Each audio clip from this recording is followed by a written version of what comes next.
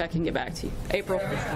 Sarah, on the taking the knee issue, we're understanding that many of the NFL players are still very upset with this back and forth. I think so are many Americans, far more Americans than there are NFL players. Can I finish my question, please? Sure. Thank you. Many NFL players are very upset.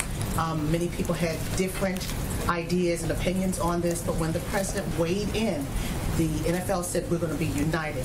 There is an that it could grow even more so this weekend. What is the president anticipating? What should we expect him to say about this? It's now the NFL against the president.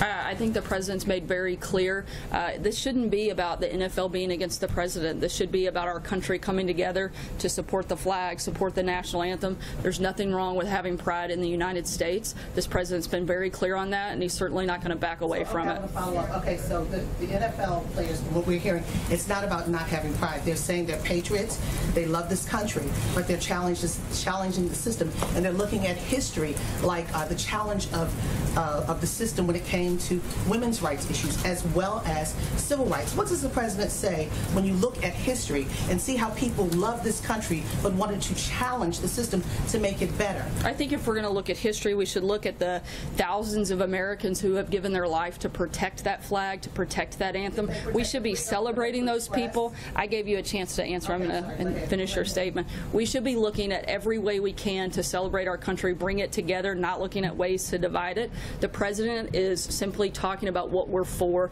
not about what we're against, and certainly this administration will always be for protection and celebration of the flag and the national anthem, and that's not going to change. Sarah, wait a minute, to clarify. Guys, Sarah, 1 second, just to clarify on that. I don't think there's much to clarify. Yes, I think it was pretty black and white there. People are very divided on this issue. It is a racial issue for some people, and the question is, when the military issue is brought in, the military goes and fights for the freedoms of this nation, and the players are saying they are thankful for the military service to allow them to have the freedoms to do this. I mean, is there some kind of confusion here, or is it us versus them kind of scenario? It certainly shouldn't be. As I've said several times before, this isn't an us versus them. This should be something our country together. These are symbols of what our country stands for, and this should be the opposite of what that is. This should be a very unifying moment when the national anthem plays.